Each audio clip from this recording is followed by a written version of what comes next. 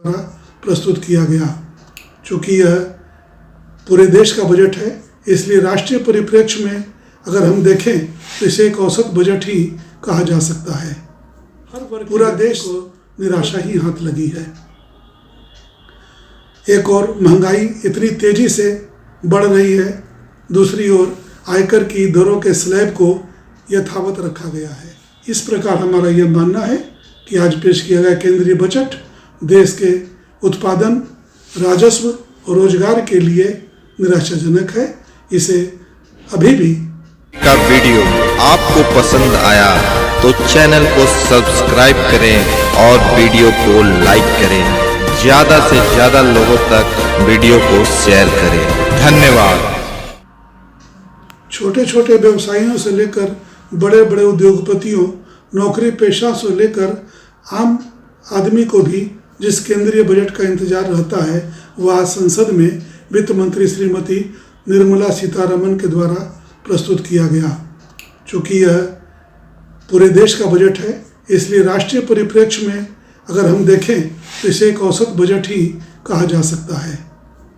पूरा देश विगत 2-2.5 वर्षों से जिस प्रकार कोरोना की मार से त्रस्त था और जिस प्रकार हम देश को आगे बढ़ाने के लिए तत्पर हैं, उसको देखते हुए इस बजट को और उदार बनाए जाने की आवश्यकता थी। ग्रीन बॉन्ड्स और डिजिटल करेंसी को पेश करना, स्टार्टअप्स को इंसेंटिव देना और इंफ्रास्ट्रक्चर पर पहले की तरह जोर बढ़ाना कुछ अच्छे कदम कहे जा सकते हैं, लेकिन विकास को रफ्तार पकड़ाने के लिए इतने ही कदम काफ़ी नहीं हैं। जहाँ तक प्रत्यक्ष कर की बात हम करें, जिससे कि देश का बहुत बड़ा राजस्व प्राप्त होता है, तो इस मोर्चे पर हर वर्ग के व्यक्ति को निराशा ही हाथ लगी है। एक और महंगाई इतनी तेजी से बढ़ रही है, दूसरी ओर आयकर की दरों के स्लैब को यथावत रखा गया है।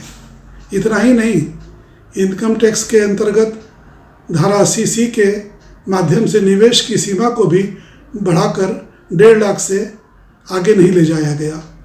ऐसा अगर किया जाता तो एक और आयकर दाताओं को राहत मिलती, वहीं दूसरी ओर देश में छोटी बचतों को प्रोत्साहन भी मिलता।